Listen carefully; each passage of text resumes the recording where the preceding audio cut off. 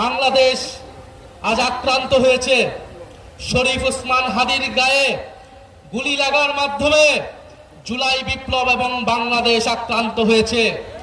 বাংলাদেশ যতবার আক্রান্ত হয় ততবার তরুণরা নেমে আসে। আজকেও আমরা শহীদ মিনারে একত্রিত হয়েছি সেই গণ অভ্যুত্থানের ঐক্যের প্রতীক হিসেবে।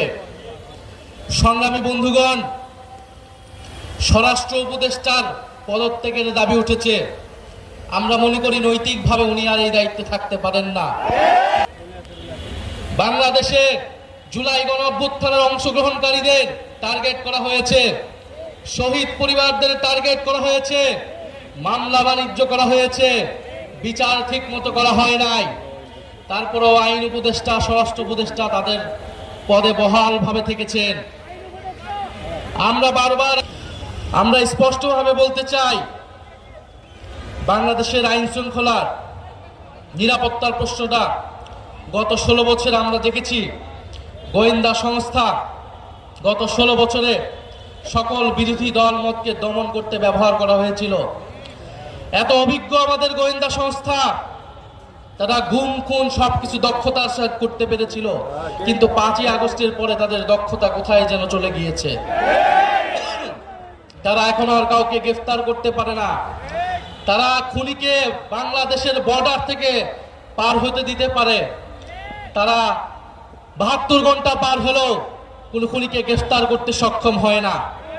ফলে শুধু স্বরাষ্ট্র উপদেষ্টা নয়, কোথা থেকে এই ধরনের খেলা চলছে সেই ডিপ স্টেট নিয়ে আপনাদেরকে কথা বলতে হবে, সেই গোয়েন্দা সংস্থা নিয়ে আপনাদেরকে কথা বলতে হবে। প্রিয় বন্ধুগণ, আগামীকাল বিজয় দিবস 16ই ডিসেম্বর। এই বিজয়ের প্রাক্কালে বাংলাদেশের 54 বছরের ইতিহাস আমাদেরকে পর্যালোচনা করতে হয়।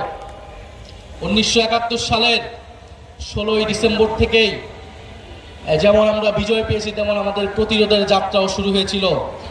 সেই প্রতিরোধ ছিল ভারতীয় আগ্রাসনের বিরুদ্ধে প্রতিরোধ। 1971 সালের 16ই ডিসেম্বর থেকে সেই প্রতিরোধ শুরু হয়েছিল। আজকে পর্যন্ত সেই প্রতিরোধ যাত্রা আমাদেরকে অব্যাহত রাখতে হচ্ছে।